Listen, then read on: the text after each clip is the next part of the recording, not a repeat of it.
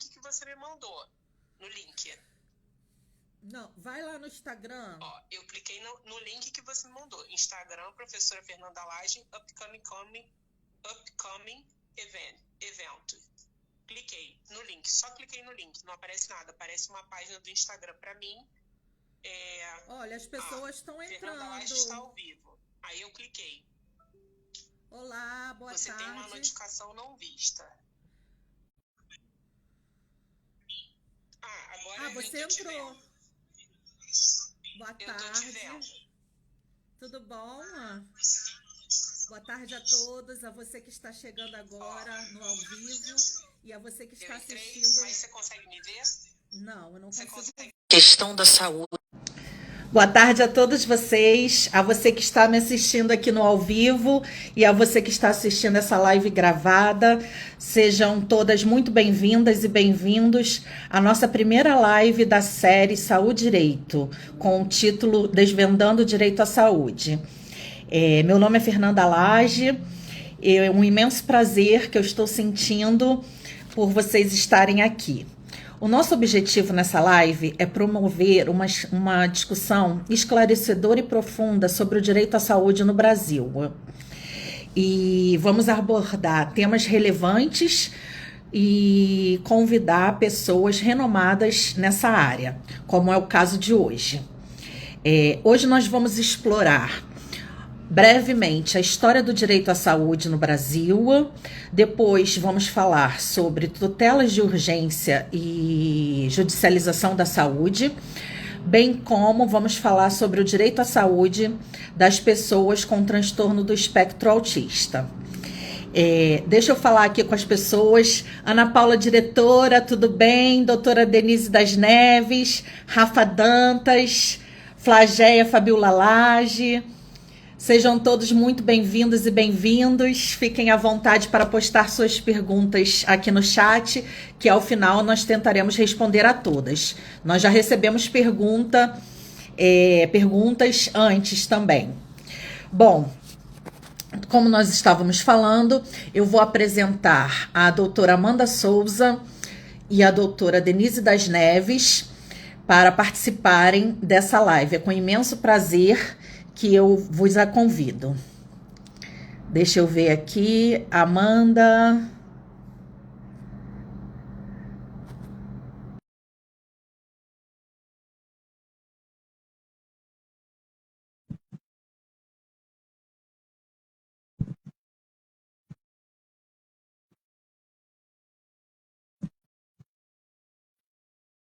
Denise das Neves, doutora Amanda.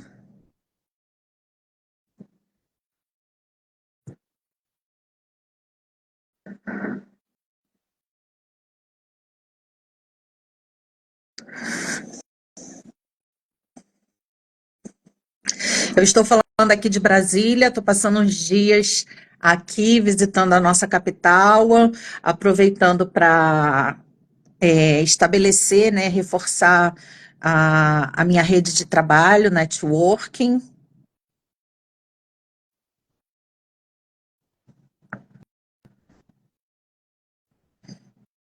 Eu não consigo ver vocês.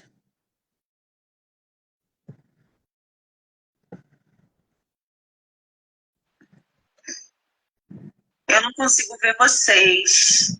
A Amanda Souza ativou o vídeo. Deixa eu ver aqui se eu consigo. Eu já estou vendo a sua telinha em branco. Amanda Souza. Acho que eu tenho que virar, né? Isso, tá pro seu rosto. Isso. Seja bem-vinda, doutora Amanda Souza. Olá. Acho que eu tenho que. É um prazer tê-la aqui conosco, grande advogada da área de saúde ao direito. Nós esperamos que essa live seja muito construtiva, muito produtiva para todos. Doutora Amanda, você quer falar alguma coisa? Eu ia falar antes sobre a história do direito à saúde, mas você fica à vontade para se apresentar e fazer uma introdução sobre o que você vai falar hoje. Eu ia falar antes sobre a história do direito à saúde, mas você fica à vontade para se apresentar e fazer uma introdução sobre o que você vai falar hoje. Eu ia falar antes sobre a história do direito à saúde. É porque está dando um eco de som, mas vocês me ouvem bem? Está dando um eco de som. Gente, coloca aí no chat se vocês estão ouvindo bem.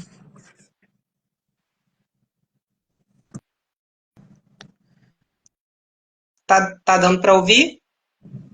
Eu estou ouvindo bem. E sem eco. Então ótimo. Acho que agora eu consegui acertar aqui. Porque eu estou acostumada a usar mais outras plataformas do que o Instagram para fazer esse tipo de discussão, debate e tal. Vamos lá? Você quer fazer uma introdução sobre o que você vai falar, doutora Amanda? Eu queria 5, 7 minutinhos para falar um pouco da história do direito à saúde no Brasil. Mas se você preferir, você faz uma introdução sobre o que será a sua fala, para que as pessoas não nos abandonem no meio da live. Tudo bem. Então, eu queria primeiro agradecer o teu convite, Fernanda. É um prazer estar aqui batendo esse papo com você. Eu sei que a sua tese de doutorado é sobre isso, né? E aí eu acho que o meu papel aqui é mais contribuir, de alguma forma, trazendo a minha experiência como advogada, né, que milita em tutelas de saúde enfim, e também pensa, né, criticamente a questão da judicialização da saúde. Então, acho que é por aí, né? Trazer um pouco da minha experiência. Obrigada. Bom, vou falar um pouco da história do direito à saúde, como é a nossa primeira live, para contextualizar todos vocês, tanto quem está assistindo ao vivo, como quem está assistindo a live gravada. Essa live vai ficar gravada. Ainda no século XIX, nós tínhamos a Escola Tropicalista Baiana. Essa escola foi responsável por um movimento de médicos que deu origem à medicina associada ao clima tropical, que aqui no Brasil nós temos como referência várias vacinas que foram criadas a partir desse estilo de medicina. E Oswaldo Cruz, que todos já ouviram falar, no ano de 1900 criou o Instituto Soroterápico, que foi um instituto responsável por uma mudança enorme na cidade do Rio de Janeiro, um quadro terrível que o Rio de Janeiro passava. Era uma cidade que, enquanto a capital da Argentina, Buenos Aires, era conhecida como a Paris dos trópicos, o Rio de Janeiro era conhecido como a cidade das pestes. A peste famigerada, peste bubônica, a varíola, a febre amarela. E aí Oswaldo Cruz enfrentou muitas críticas, muitas polêmicas, inclusive a revolta da vacina, mas foi ele que mudou o cenário da nossa capital, o Rio de Janeiro, e também de 30 portos espalhados pelo país. E aí eu vou dar um salto de 20 anos, nós estamos na segunda década do século XX, e o cenário do direito à saúde é um cenário de saúde hospitalar. Uma visão hegemônica mundo afora, não se falava nessa época em saúde preventiva, por exemplo. Só que no Brasil nós tínhamos um verdadeiro deserto, né, nessa área. As Santas Casas de Misericórdia, que eram os hospitais conhecidos, eles viviam praticamente de caridade e eram muito mal equipados. E aí, em 1923, nós temos a lei Eloy Chaves, que criou a Caixa de Aposentadoria, CAP, dos trabalhadores ferroviários, que eram os trabalhadores, assim, em maior número no nosso país naquela ocasião, que tinham seu registro de trabalho naquela época.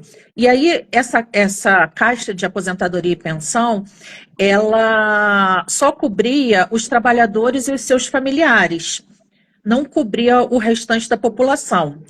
E aí começou o governo de Getúlio Vargas e foram sendo criados outros centros, né, de aposentadorias, os IAPIs, IAPM, IAPC, vários outros, assim, cada um para a sua classe de trabalhadores. E enquanto essas pessoas eram cobertas por um direito à saúde, de atendimento e medicamentos mais baratos, a grande parte da população, que fazia parte da população rural, e outros profissionais como atrizes, jogadores de futebol, cabeleireiros, eram considerados indigentes. Então, na segunda metade do século XX, a gente, antes disso, né, a gente tem a Segunda Guerra, e aí já da primeira metade para a segunda, nós temos a Declaração Universal dos Direitos Humanos, onde em seu artigo 25, nós passamos a ter, mundialmente, o direito à saúde como um direito universal. Eu vou ler para vocês rapidamente esse artigo 25 da Declaração Universal dos Direitos Humanos da ONU.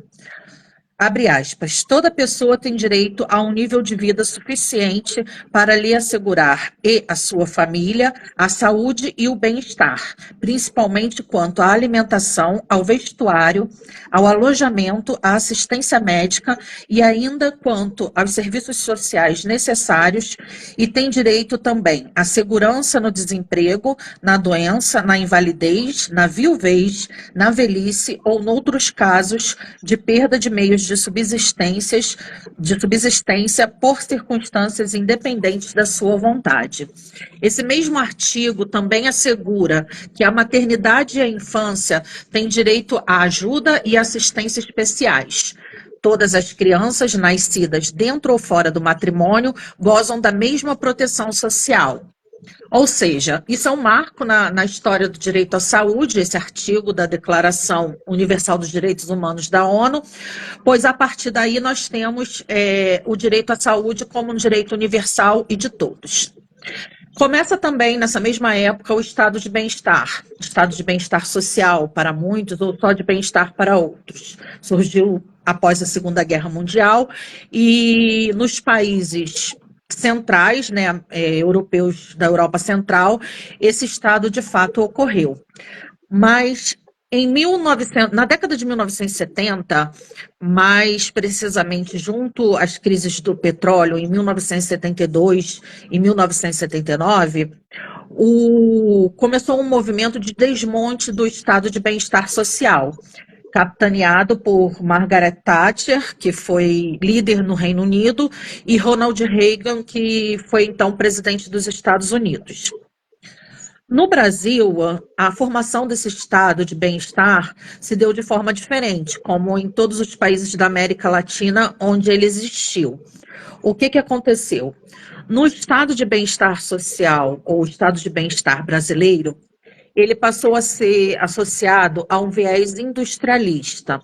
Uma característica muito forte desse estado é o meritocrático individualista, onde, dentre muitas, uma das características é que a pessoa precisa trabalhar para ter o mérito de receber a ajuda do Estado. Era considerado o direito à saúde como uma forma de ajuda, né? Então, finalizando a minha fala, a gente chega no ano de 1986, onde ocorreu a pré-constituinte do direito à saúde, né? A Conferência Nacional da Saúde, também conhecida como a oitava, que era a oitava, e foi a constituinte que, de fato, assentou as bases para a criação do SUS. O SUS é de 17 de maio de 1988 e a nossa Constituição Federal de outubro também de 1988, ou seja, o SUS foi tão embasado por essa oitava conferência, onde participaram delegados de todo o país e de todas as classes sociais, que ele foi criado, inclusive, antes da Constituição Federal. E em seus artigos 6º e 196, ele prevê o direito à saúde com a premissa de oferecer a qualquer pessoa que more no Brasil o direito universal, integral e gratuito à saúde, né? Doutora Amanda, por favor. Eu acho que tá com um pouquinho de delay, mas eu vou tentar aqui introduzir a minha fala.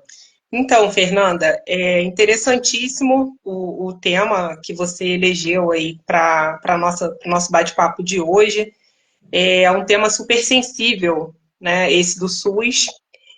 E você trouxe uma perspectiva histórica e eu gostaria de dar uma outra perspectiva, né, para essa temática, que é a perspectiva sociológica, né?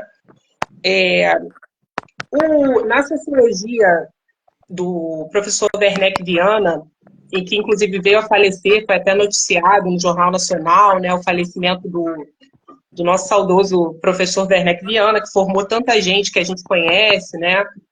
Enfim, não cabe aqui numa live eu conseguir, né, fazer um apanhado de tudo que o Werneck produziu ou das pessoas que ele formou. Mas o fato é que quando a gente fala de judicialização, né, e judicialização da saúde, primeiro eu vou falar de judicialização. A gente está falando de uma das preocupações dele e das pessoas que ele formou, que é a preocupação de observar como se dá a construção no mundo jurídico, e mais especificamente no Supremo Tribunal Federal, de decisões contramajoritárias, né? Ou seja, numa democracia, Fernanda, você sabe muito bem, e a doutora Denise também, que num governo de maioria, nem sempre as minorias são respeitadas, né? Nem sempre as minorias são respeitadas. Os grupos mais vulneráveis da sociedade, e aí estão incluídos, como vai ser falado aqui mais adiante, né? Estão incluídos pessoas portadoras de necessidades especiais, pessoas que não têm condições de pagar um tratamento na rede privada e etc. Então, uma das preocupações da sociologia do Werneck é justamente essa provocação que os grupos minoritários nas instâncias de poder, né, os grupos políticos minoritários, eles levam à Suprema Corte. E aí ele vai observar em boa parte da sociologia dele decisões contramajoritárias no âmbito do direito. E aí, como essas decisões contramajoritárias contribuem, inclusive, para a construção de políticas públicas baseadas na equidade.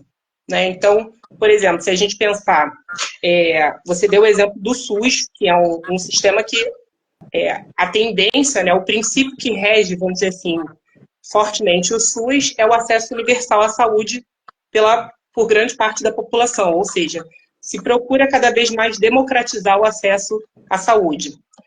E a gente sabe que outras políticas públicas, como, por exemplo, a política de acesso à universidade, boa parte das políticas de acesso à universidade foram fomentadas por decisões no Supremo Tribunal Federal. O debate das cotas na universidade, a gente sabe que, né, boa parte das políticas de acesso à educação, né, tiveram uma contribuição significativa nessa arena e nesse debate público aberto a diversos intérpretes que se formou o Supremo Tribunal Federal. Então, Fernanda, o que eu fiquei pensando, né? Quando a gente pensa a judicialização da saúde, e aí no âmbito do direito, você pensou a história do direito, mas no âmbito jurídico mesmo, das instituições jurídicas, me parece interessante, e é até uma sugestão para quem quiser se aprofundar sobre o tema, né, de repente, me parece interessante a gente analisar as mais recentes decisões tomadas tanto pelo STJ quanto pelo Supremo Tribunal Federal, no sentido de decidir contramajoritariamente e, assim, oferecer algum tipo de proteção aos setores mais vulneráveis da sociedade. E aí, no âmbito privado, das relações privadas, a gente tem as relações de consumo, e aí, de um lado, vão estar os operadores de plano de saúde e os consumidores, que são a parte vulnerável. E aí, essa parte mais vulnerável da sociedade tem provocado cada vez mais os tribunais superiores, até que eles, num acúmulo de vários precedentes, deram algumas decisões que eu vou pontuar aqui, que, para mim, tem um traço contramajoritário, no sentido de proteger proteger minimamente, e aí falando nas relações de consumo, no sentido de proteger minimamente, por exemplo, os consumidores vulneráveis e, mais especificamente, as pessoas que necessitam de tratamentos e terapias multidisciplinares, como, por exemplo, né, as crianças portadoras de necessidades especiais. Então, só para citar um exemplo, antes do STJ, na verdade, o Tribunal de São Paulo ele tem algumas decisões interessantes, né, no sentido de exigir das operadoras de plano de saúde um mínimo, vamos dizer assim, considerado referência em termos de cobertura de saúde. E aí o TJ de São Paulo, ele tem uma súmula que é bem interessante, que eu separei aqui, que é a súmula 102 do TJ, que fala que, em caso de expressa indicação do médico, é abusiva a negativa de cobertura e custeio de saúde sob o argumento de que aquele tratamento ele ainda está em fase experimental, ou então que não está previsto no rol de procedimentos da ANS, que é a Agência Nacional de Saúde. Então, é um exemplo de decisão que tem esse viés protetivo. E, mais adiante, isso o Tribunal de São Paulo, estou dando o exemplo mais assim, protetivo, que é o Tribunal de São Paulo, tem outros tribunais. O do Rio não é um bom exemplo. Né? O TJ do Rio, ele inclusive, está sendo amplamente debatido agora na eleição da OAB, que o Tribunal do Rio tem assim, uma política de não conceder, por exemplo, dano moral em tutelas de saúde, né? Parece um tabu, né? A questão do dano moral, como se as partes e o advogado quisessem enriquecer com aquilo, quando, na verdade, a gente está falando a todo tempo de proteção e reparação. E aí parece uma heresia, né? Falar de dano moral no Rio de Janeiro e falar de honorário de sucumbência sobre a condenação em dano moral, como se se nós estivéssemos falando aqui de ultra enriquecer com isso. Enfim. E aí, recentemente, o STJ deu uma decisão que, para mim, ela tem um aspecto contramajoritário, no sentido de proteger minimamente consumidores, né? Que foi a decisão histórica provocada por operadoras de plano de saúde de São Paulo, né? O recurso especial veio, a origem, né? Foi a interposição no Tribunal de São Paulo, perante a presidência do Tribunal de São Paulo. E aí, quando o recurso especial ele sobe, o STJ deu aquela polêmica decisão que vocês devem ter acompanhado, as doutoras devem ter acompanhado, que foi a decisão que trata do rol taxativo mitigado. Ou seja, a Agência Nacional de Saúde Suplementar, quando ela estabelece um rol de tratamentos que as pessoas podem fazer, ela diz, vamos dizer assim, que esse rol, ele vamos dizer assim, o mínimo que as operadoras de plano de saúde podem oferecer em termos de contrato. E aí o STJ diz que esse mínimo, ele é obrigatório. Quando a gente fala rol taxativo, o que o STJ está dizendo? Que quando a gente vai para o mercado buscar um tratamento de saúde por meio de planos privados, o mínimo que se pode oferecer pelas empresas, né, de referência em termos de plano básico, né, o mínimo que se pode oferecer um rol, vamos dizer assim, uma lista de procedimentos. Dá licença, doutora Amanda. Pois não. Pode concluir em 2 minutos?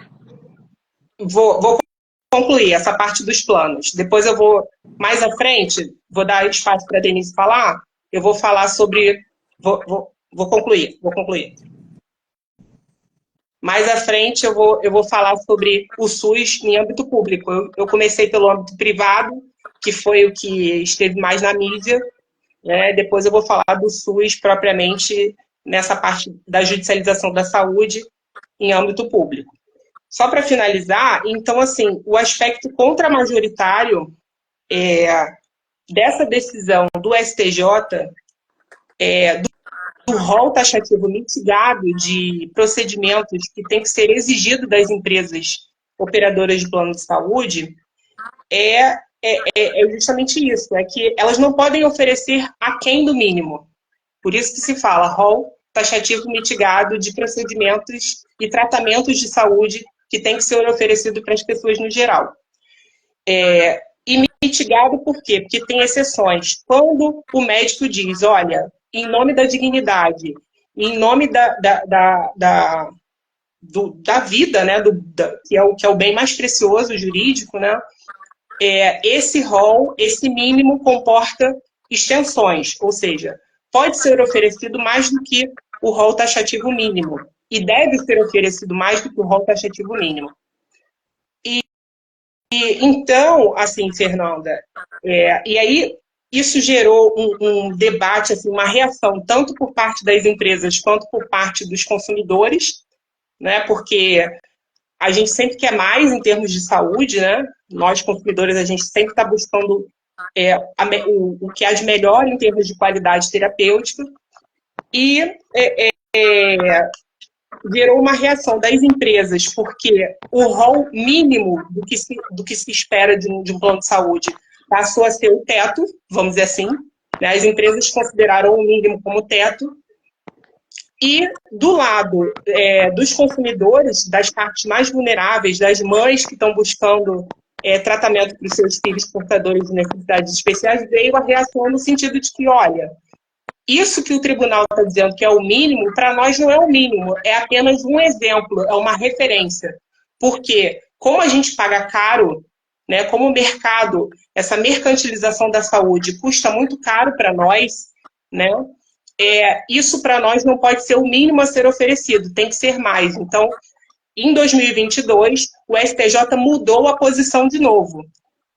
E aí, por força de muita pressão, inclusive no Congresso Nacional, mudou a opinião jurídica, o entendimento jurídico, e passou a considerar, a partir de 2022, que os tratamentos que forem negados, né, no âmbito das relações de consumo, esses tratamentos, eles não podem ser mais negados sob a justificativa, vou concluir, sob a justificativa de que, olha, só cabe o que a ANS decidir. Não, aquilo ali é só um exemplo, é só exemplificativo, aquele rol é só uma referência. Tem que ser oferecido mais porque de nós é exigido um valor que é considerável em termos de custo econômico, em termos de pagamento do plano de saúde.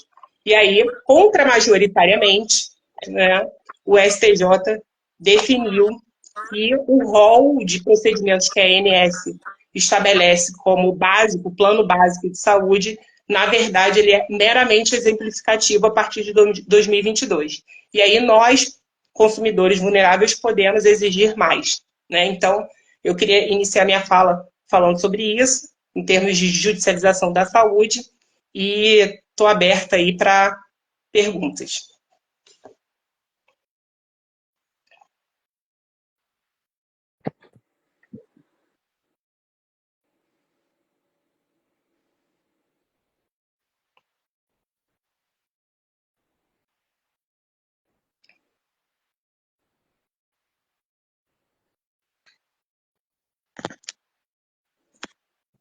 Desculpa. Muitíssimo obrigada, doutora Amanda. Eu estava com o meu fone mutado, o meu áudio.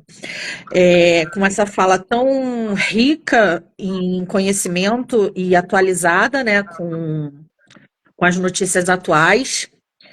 Infelizmente, aqui no Instagram, a gente tem um prazo máximo de 1 hora de live. Se não terminarmos, o próprio aplicativo derruba a nossa live. Então, eu precisei pedir para a doutora Amanda apressar um pouquinho, passar para a doutora Denise falar os 10 minutos dela, depois ambas voltam a falar, tanto com relação a responder perguntas, ou se quiserem acrescentar mais alguma coisa, e os 2 últimos minutos eu vou usar para encerrar a live, tá bom? Doutora Denise das Neves, advogada militante há muitos e muitos anos, especialista nessa área de atendimento a pessoas com transtorno do espectro autista, dentre outras áreas, autora de vários livros, dentre eles livros individuais e coletâneas com outras pessoas, uma autoridade nas redes sociais. Doutora Denise das Neves, a palavra é sua. Boa tarde a todos. Obrigada, doutora Fernanda, pelo convite, né? Convite maravilhoso. É sempre uma honra poder contribuir, né, com relação ao direito dos autistas. É uma coisa que, na realidade, eu vivo o direito dos autistas, não só atuo, mas como também vivo, né? Até separei aqui, né, as carteirinhas, essa aqui é minha, tá? Eu sou uma mulher atípica, eu tenho TDAH com dislexia, eu sou uma esposa, né, uma esposa autista, sou esposa de um autista com TDA, também advogado, e sou mãe de um autista com TDAH e TOD, e sou tia de um autista com DI e TDAH. Então, assim, porque as pessoas, hoje a internet está se falando muito que o autismo surgiu agora. Na realidade, o autismo não surgiu agora, né? O autismo sempre existiu. Tem até uma série agora que está passando, uma série chamada The Chosen, onde eles falam da questão da história, né, da Bíblia, e ali eles até colocam Mateus como autista. Por quê? Pela passagem bíblica, tudo indica, pela forma literal dele escrever, tudo indica que Mateus era autista. Não só como outros também, as pessoas que antigamente era chamado de nerd, né? Aquelas pessoas, aquele filho mais velho que não casava, que era muito inteligente, acabava ficando ali, né, acuado, muitas vezes com deficiência, e ninguém sabia o porquê dele ser desse jeito. Falar do autismo para mim é uma honra, né? Eu gosto muito de falar da lei de 2020, que é a lei Romeu-Mion, que é 13.977, que fala exatamente do cordão, onde muitas pessoas acham que o cordão é uma forma de rótulo. E eu não vejo o cordão como uma forma de rótulo, eu vejo o cordão como uma forma de proteção e identificação. Vou dar um exemplo, eu tenho um esposo autista, que eu só descobri que o meu marido era autista com 8 anos de casado. E o Diogo era diferente. E muitas vezes as pessoas riam, zombavam de certas posturas do meu esposo. E muitas vezes eu não entendia. Então eu vejo que a informação trouxe proteção e liberdade. Porque hoje, ele tem certas habilidades, ele tem certos estereotipias, certo jeito, por conta do autismo. Então eu vejo que o cordão, a identificação, você andar com a identificação, evita desgastes em fila de prioridade, em alguns estabelecimentos que você tem direito a entrar pela frente, você consegue ter um acesso melhor. Bem, com relação aos autistas, independente do suporte, que hoje não se fala leve, moderado e severo, se diz grau de suporte nível 1, grau de suporte nível 2, grau de suporte nível 1. Mas independente do suporte, é autista. Independente do suporte, todos têm direito o que a lei dispõe. Mas o mediador é só para quem é de nível severo? Não. Todos os autistas têm direito ao mediador, tá? Por quê? Porque a questão do autismo, do autista clássico, que é o autista em HD, que é aquele que tem a questão da inteligência, mas ele também tem a questão da literalidade. Às vezes, algumas questões, alguma forma que você coloca, que é elaborada aquela prova, que é passada aquela matéria, ele não vai entender. Um exemplo disso, eu posso até trazer aqui uma fala do meu filho de 8 anos. Se você perguntar a ele assim, filho, dê exemplo do que é tristeza, ele vai te responder, uma pessoa triste. ele não consegue desenvolver por conta da literalidade, ele leva aquilo à risca. Tá? Você tem que falar com bastante, explicando bem, com bastante sugestões, senão ele acaba não entendendo. E então, assim, o mediador, todos os autistas têm direito. A sala de recursos, todos os autistas têm direito. E é uma coisa que está tendo muito desgaste dentro da rede pública. Eu não, graças a Deus, não dependo, né, da rede pública, mas abracei essa causa. Por quê? Por conta de ter uma família típica, inclusive meu filho mais velho, também de 13 anos, está em processo de investigação. E por vir de comunidade, né, eu venho de comunidade, 25 anos de Complexo Alemão, e vim para Ioaíba, um local também não considerado também de fundo de riqueza. E eu venho lutando por essas questões, entrando com liminar, infelizmente, por conta de ausência e precariedade de mediador, e também nos próprios hospitais públicos, porque aqui na Zona Oeste, doutora, tanto a doutora Fernanda como, esqueci o nome da outra doutora. Amanda. Aqui na Zona Oeste, é como se a Zona Oeste fosse assim, um local específico e um local de olho bem vultoso no período da eleição. Mas no período para fazer as políticas públicas, você não vê tanta coisa. Tá? É uma precariedade muito grande. Tanto que no mês passado eu saí numa matéria num jornal, né, aqui do RJ1, num CAPSI, próximo aqui, porque o CAPSI ele tem um estabelecimento, mas não tem profissional. Então, assim, as mães atípicas, as famílias atípicas sofrem muito aqui no tocante à dificuldade de ter esses profissionais para que possa dar esse respaldo, né? Então, o que a gente tem feito? A gente tem buscado correr atrás por meio das leis que guarnecem o direito dos autistas e afins. Quando eu digo afins, seria o TDAH, né, o TOD, que inclusive tem até uma PL, né, um projeto de lei aí tramitando, que é o 2630 de 2023, para que tentando buscar equiparar o TDAH ao autismo, no sentido de que tem pessoas que têm um nível de TDAH, crianças tão alto que não conseguem, a mãe não consegue trabalhar. São muitas questões que envolvem o direito dos autistas. Questões de também aonde o funcionalismo público, a mãe atípica tem direito à redução de jornada, aonde quem está pela CLT não tem redução de jornada, aonde quem está na via pública, ela não tem tanto favorecimento, tantas coisas que também tem na rede pública, que é uma coisa que nós temos buscado, tentando ajudar essas mães. Por quê? O LOAS, o BPC, o Benefício de Prestação Continuada, ele é uma lei federal. Então, o que nós estamos tentando buscar também?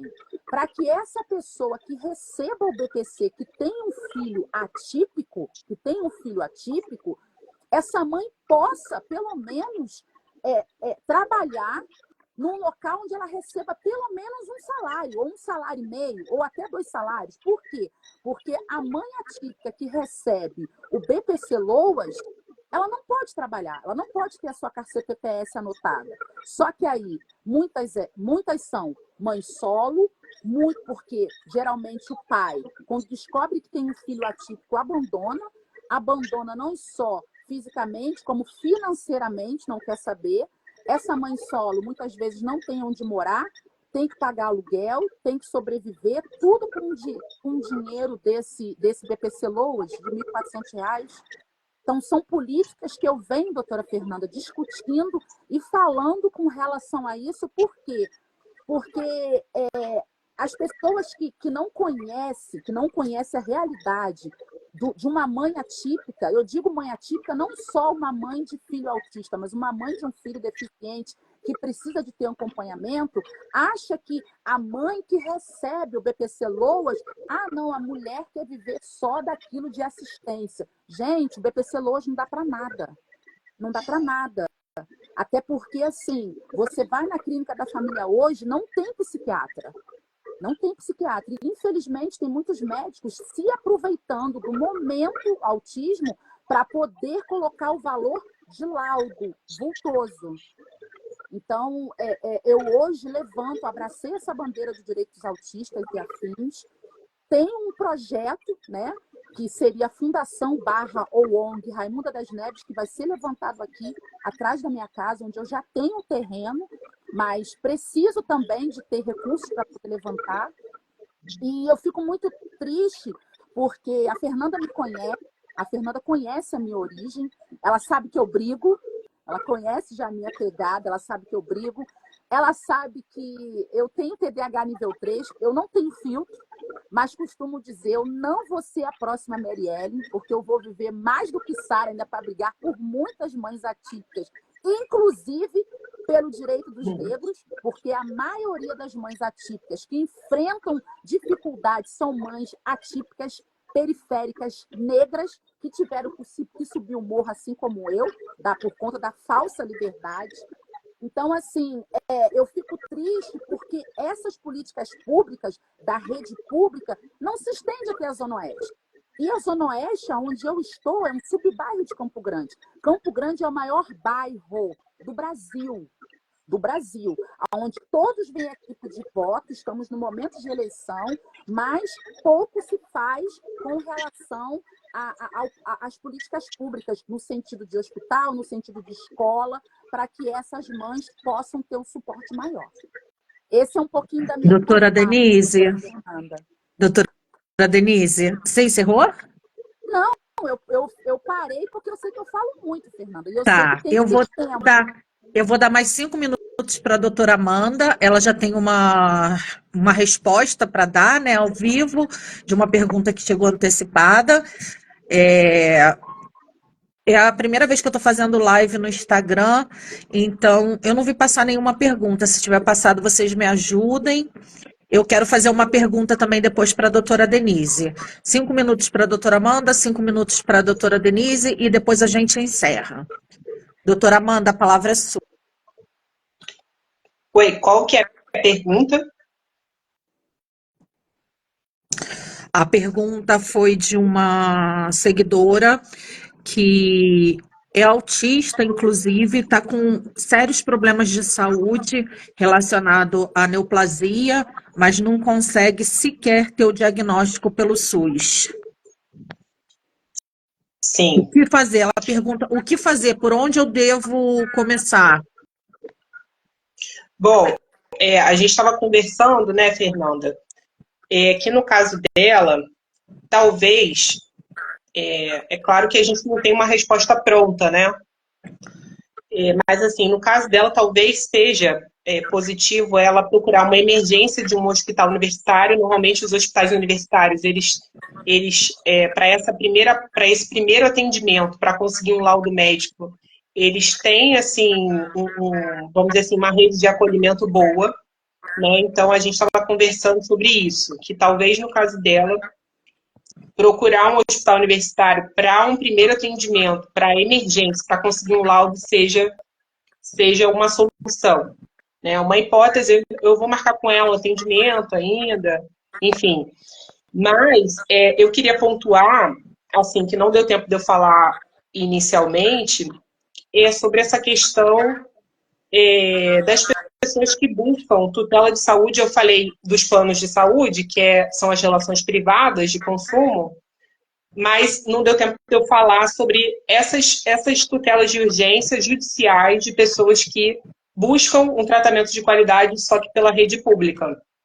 E aí, Fernanda, tem um debate que é muito recorrente nessas ações e que a gente enfrenta, né, como advogadas, que é o seguinte: quando o poder público ele responde, vamos dizer assim, o nosso pleito, normalmente ele responde com a seguinte tese: olha, a gente tem um princípio que é o da reserva do possível. Em outras palavras, o poder público ele faz o que é possível, né, dentro de vamos dizer assim, de um orçamento que é limitado. E aí, o que isso gera em termos jurídicos? Isso gera para normas de direito social, como as normas de direito à saúde, isso gera uma limitação jurídica, no sentido de exercício mesmo do direito, né? Porque se eu faço o que é possível e esse possível é além do mínimo, né, eu acabo restringindo a aplicação do direito e, portanto, o acesso efetivamente ao direito daquela pessoa de ter um medicamento, de ter um exame específico, ou de ter até uma cirurgia.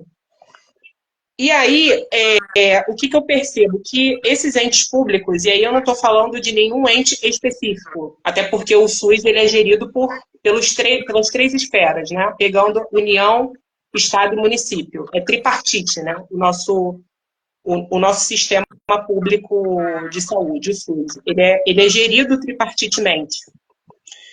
E aí, o que acontece? Quando o poder público diz, olha, não posso suprir essa demanda que está sendo colocada na esfera judicial, o que está por trás das teses jurídicas é uma análise de custo-benefício. Em que sentido eu estou dizendo isso? Se avalia muito do valor econômico daquele tratamento.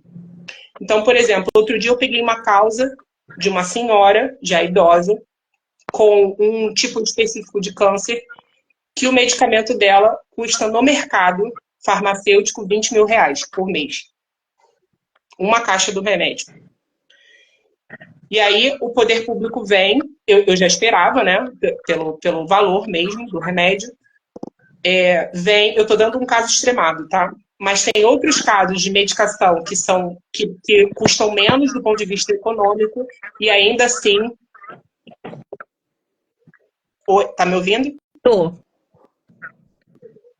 E ainda assim vem essa tese de que, olha, o custo econômico é muito alto, o poder público não pode suprir essa demanda judicial. E aí, por uma análise de custo-benefício, não é possível, pela reserva do possível, suprir essa demanda. Essa é a tese jurídica que é apresentada. E aí, assim, o que está por trás disso é uma racionalidade econômica da administração pública, né? E muito questionável essa racionalidade econômica, porque a Suprema Corte, o Supremo Tribunal Federal, não raciocina dessa forma. Qual é a racionalidade das decisões do Supremo? É uma racionalidade jurídica. O Supremo tem várias decisões, a título de conhecimento, que eu estou compartilhando com vocês aqui. O Supremo tem várias decisões em que o Supremo afirma categoricamente que, olha, nós vamos conceder essa tutela, acolher o pleito dessa pessoa que está pedindo um tratamento pelo SUS, seja ele um tratamento mais caro ou menos caro, do ponto de vista econômico. Nós estamos acolhendo essa demanda, mas o nosso entendimento jurídico ele não se alicerça, ele não se baseia numa análise de custo-benefício.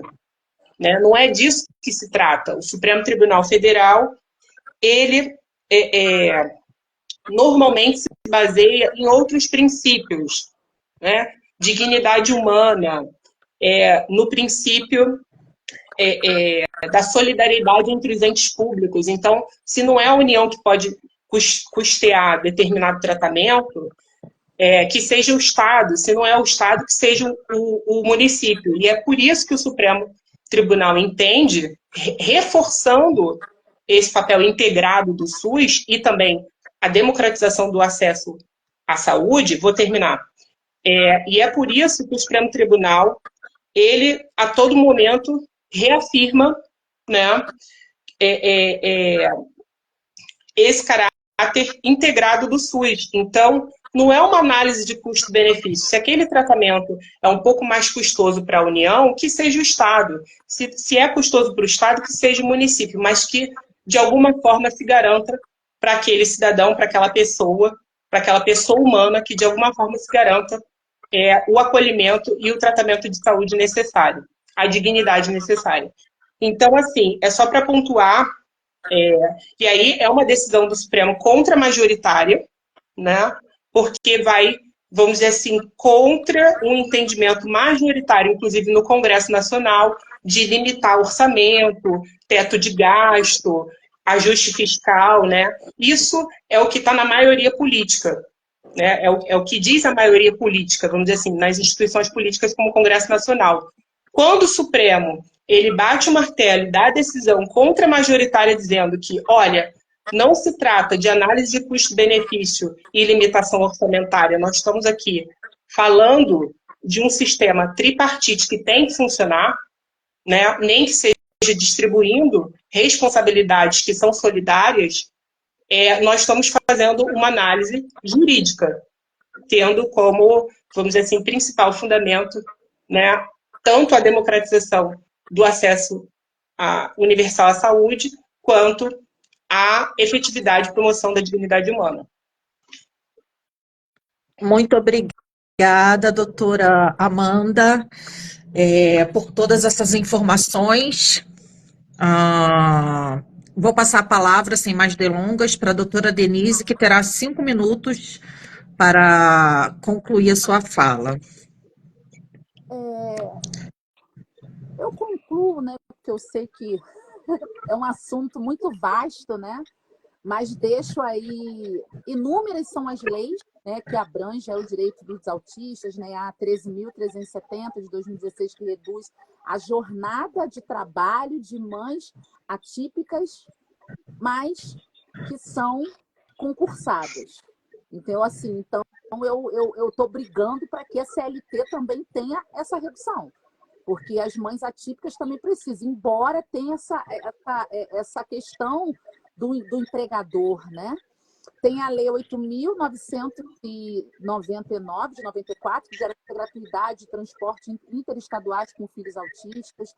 Tem a 8.742, que é a lei orgânica que fala, né, do LOAS.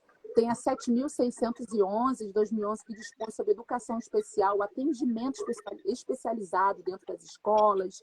Tem a 7.853, que estipula o apoio aos portadores de deficiência, porque o autismo não é doença, e sim se equipara a PCD, pessoa com deficiência ou pessoa com necessidades especiais. Tem a 10.098 de 2000, que estabelece critérios básicos de promoção, de acessibilidade de portadores, porque tem o autista, como eu falei em HD, o autista clássico, e tem a prioridade também no atendimento, que é 10.048 de 2000, e tem a Lei 14.624, que é a Lei do Cordão do Girassol, que mostra as doenças que são, os portadores de deficiências que são ocultos, porque você, em tese, vê portador de deficiência, cadeirante, usa muleta, e muitas vezes o autista em si, você olha olho nu, você não vê a deficiência, né? Porque trata-se de questão de neurodesenvolvimento.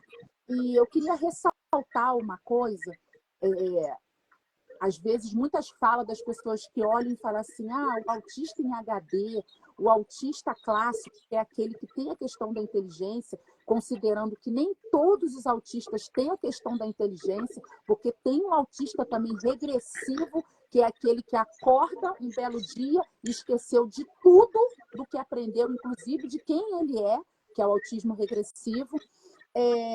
O suporte 1 é o autista que mais se suicida. Por quê? Porque todos ficam falando, mas ele não tem nada, mas ele é normal. Mas por se tratar de questões de neurodesenvolvimento, é o que mais sofre. Porque é aquele que muitas vezes está no métier de pessoas laborando, trabalhando, e que as pessoas não conseguem compreender. Eu quero agradecer, né, pelo convite. Quero dizer que estou aí a postos de precisar de mim. Tá? Eu vivo o autismo, o TDAH e o TOD, né, na prática, porque eu tenho dentro da minha casa. Então, assim, eu venho hoje levantando essa bandeira, inclusive está aí para sair um e-book meu, onde eu digo, meu marido é autista e agora o que fazer, né? Um e-book que vai ser lançado. E agradeço aí todos que passaram por essa live. Muito obrigada, doutora Denise, pelas belíssimas palavras. Inclusive, de muita superação pessoal e familiar. Eu agradeço imensamente a todas e todos que participaram, a Ana Paula, diretora, que colocou vários comentários, a Cláudia Maria Caldas, que pediu para participar com a gente ao vivo. Até onde eu sei, eu acho que só podem 3 participantes ao vivo. E a gente não tem, assim, tempo também para... Pode 4? Pode 4. Não Mas tem... a questão mas agora só faltam 2 minutos. não sei se você pode. Obrigada. Eu faço live por mais de 1 hora, mas como você é a primeira vez, eu não sei. Eu faço live de 3, Não. 4 horas. Eu Mas como você não posso. Falou que o meu limite ia ser só de 1 hora. Deve ser por isso, porque... E aí, eu queria agradecer a disponibilidade da Cláudia Maria Caldas, pedir desculpas.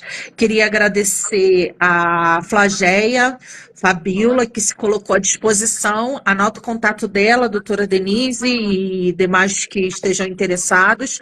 Ela é psicóloga, por coincidência, minha irmã, e se colocou à disposição para ajudar a todas e todos que venham precisar. É um prazer. Aguardem a segunda live do nosso projeto Saúde e Direito. Nós ainda temos muito o que falar. A doutora Amanda e a doutora Denise serão convidadas, não sei se juntas ou separadas, mas serão convidadas por pelo menos mais uma vez aqui nesse espaço. É um grande prazer, muito obrigada. Vou encerrar a live. Obrigada.